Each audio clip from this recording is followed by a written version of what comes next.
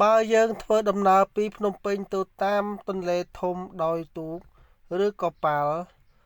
ទៅដល់ភ្នំដីច្រាលហើយបត់ទៅដល់ផែក្រូចឆ្មាស្រុកក្រូចឆ្មាខេត្តកំពង់ចាមក្រឡេកទៅទិសឦសានក្នុងស្រុកព្រះប្រសពខេត្តក្រចេះត្រៃខាងជើងត្រង់ឃុំចំបក់យើងនឹងឃើញភ្នំមួយខ្ពស់ទទុងនៅក្បែរមាត់ទន្លេនោះមានឈ្មោះថាភ្នំសុពណ៌កាឡីជាភ្នំស័ក្តិសិទ្ធិណាស់ភ្នំនោះមានរឿងព្រេងដំណាលដូចតទៅកាលពីព្រេងនាយមានក្រពើមួយឈ្មោះសុពណ៌កាឡីខ្លួនធំមហិមាមានឫទ្ធានុភាពពូកែណាស់ឥតមានក្រពើណាអាចប្រឡងឫទ្ធាជាមួយបានឡើយក្រពើនោះអាស្រ័យនៅក្នុងអន្លង់មួយឈ្មោះអន្លង់សាលីដែលសពថ្ងៃហៅថាភូមិអន្លង់សាលីក្នុងស្រុកស្ទឹងត្រង់ខេត្តកំពង់ចាមនៅខាងក្រោមភ្នំសុពណ៌កាឡីចម្ងាយប្រហែល20គីឡូម៉ែត្រក្នុងសម័យជាមួយគ្នានោះនៅឃុំមហាលាភស្រុកកោះសូទិនខេត្តកំពង់ចាមមានក្រពើមួយឈ្មោះនាងអរ៉ៃអាស្រ័យនៅក្នុងទន្លេតូចត្រង់កំពង់វត្តមហាលាភជាក្រពើរបស់លោកសង្ឃចិញ្ចឹមរាល់ពេលលោកនិមន្តទៅណាម្ដងក្រពើនោះបានចម្លងលោកណេនដោយជាម្ចាស់រាល់លើកក្រពើនោះមានមាឌធំណាស់ក្បាល7ហត្ថអាចបំលែងខ្លួនជាមនុស្សបានកាលវាបំលែងខ្លួនជាមនុស្សនាងអរ៉ៃបានឮពាក្យមនុស្សនិយាយតគ្នាថាក្រពើឈ្មោះនាងអរ៉ៃធំអីប៉ុណ្ណឹងទៅចេញក្រពើមួយទៀតឈ្មោះសុពណ៌កាឡីទេនោះត្រង់អន្លង់សាលីធំជាងនោះទៅទៀតនាងអរ៉ៃបានឮមនុស្សនិយាយគ្នាដូច្នោះក៏ប្រែជាក្រពើដូចដើមហែលទៅតាមទន្លេតូចមានចម្ងាយច្រើនគីឡូម៉ែត្រសំដៅទៅរកក្រពើសុពណ៌កាឡីដោយប្រាថ្នានឹងប្រឡងរឹតគ្នាលុះចេញទៅដល់មាត់ពាមផ្កាយម្រេចក៏ប្រទះនឹងតាយាយកំពុងអំទូកទន្លេធំនាងអរ៉ៃគិតថាបើខ្លួនអញទៅដល់ក្រពើនឹងសុំដោយសារគេពុំបានទេព្រោះគេខ្លាចក្រពើណាស់បើដូច្នេះអញត្រូវតែនិមិត្តខ្លួនជាលោកនេនទើបសុំដោយសារគេបានគិតហើយក៏និមិត្តខ្លួនជាលោកនេនសុំដោយសារយាយតាបានដូចបំណងនាងអរ៉ៃជាលោកនេនមិនបានឲ្យតានៅកន្សែងទូកទេបង្កប់ឲ្យយាយតានៅអង្គុយខាងក្បាលទូកទប់ខ្លួនឲ្យនឹងហើយលោកនេនក្រពើក៏ខំអំទូកបន្លឿនបន្តិចម្ដងលុះយូរទៅរត់តែលឿនទៅដោយអំណាចនាងអរ៉ៃនិមិត្តយកកន្ទុយជួយកាយទឹកផ្សំផងចំនួនកន្លះថ្ងៃទៅដល់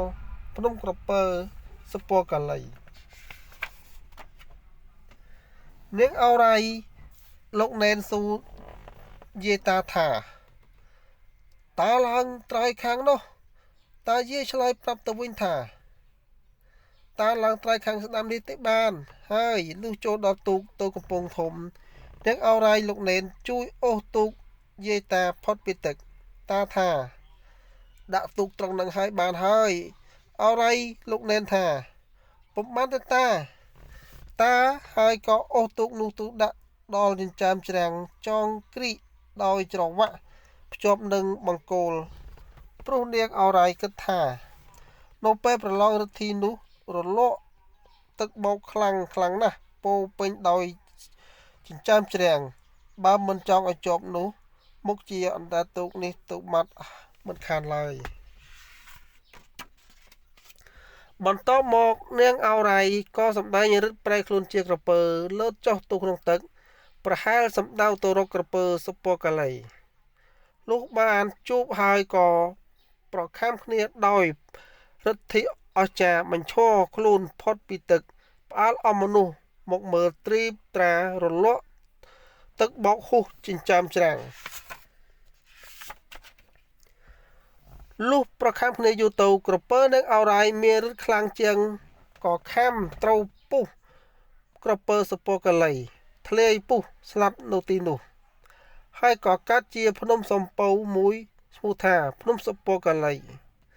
តែឈ្មោះក្រពើនោះដល់រាប់មកដល់សពថ្ងៃភ្នំនេះពូកែស័ក្តិសិទ្ធិណាស់បើអ្នកណាទៅរៀនមុនវិជានៅទីនោះហើយបើអង្គុយស្វាយធាយតែងមានពុកបិសាចមកលបងធ្វើជាដុំមាសប៉ុនដងទុំឬក៏ស្រីក្រមុំមកពិតអែបស្មាសងខាងបើអ្នករៀនវិជានោះផ្លត់ចំណាប់ចង់បានរបស់នោះមុខជាពួកគេវាយបំបាក់ក៏ស្លាប់ជាពំខានកាលមានជាជំនះហើយក្រពើនាងអរ៉ៃក៏ត្រឡប់មកលំនៅវិញលុះយូរម្ដងទិញដងក្រពើនោះកំពុងតែចំឡងលោកណេនឆ្លងទឹកស្រាប់តែប្រទះឃើញក្រពើមកចាំមិត្តដតីទៀតមកបៀតបៀននាងអរ៉ៃក៏ថាឥឡូវនេះអញនឹងទុកលោកណេននៅក្នុងកន្លែងណាដោយសារតែរកកន្លែងទុកមិនឃើញនាងអរ៉ៃក៏លេបលោកណេនចូលក្នុងពុះហើយប្រយុទ្ធនឹងក្រពើមកចាំមិត្តយ៉ាងខ្លាំងក្លាលោកក្រពើមកចាំមិត្តចាញ់ក្រពើនាងអរ៉ៃហើយក្រពើមកចាំមិត្តក៏គេចខ្លួនបាត់ទៅលោករួចគេចប្រយុទ្ធគ្នានាងអរ៉ៃក៏ខ្ជាក់លោកណេនចេញពីក្នុងពុះមកវិញប៉ុន្តែលោកណេនបានសគត់បាត់ទៅហើយនាងអរ៉ៃកើតសេចក្តីសោកស្ដាយសង្រែងនៅអាកាសដែលពួកមហាជនកំពុងធ្វើបុណ្យជាបណកិច្ចរំលឹកសពលោកណេនក្រពើនឹងអរ៉ៃក៏វាឡើងទៅដេកលើភ្នក់ភ្លើងដែលកំពុងតែឆេះពេញដោយអំណាចអណ្ដាតភ្លើងសន្ធោដែលចូលធាតុក៏ឆេះក្រពើនឹងអរ៉ៃនោះស្លាប់បាត់ជីវិតទៅជាមួយនឹងលោកណេនក្នុងពេលនោះដែរសូមអរគុណ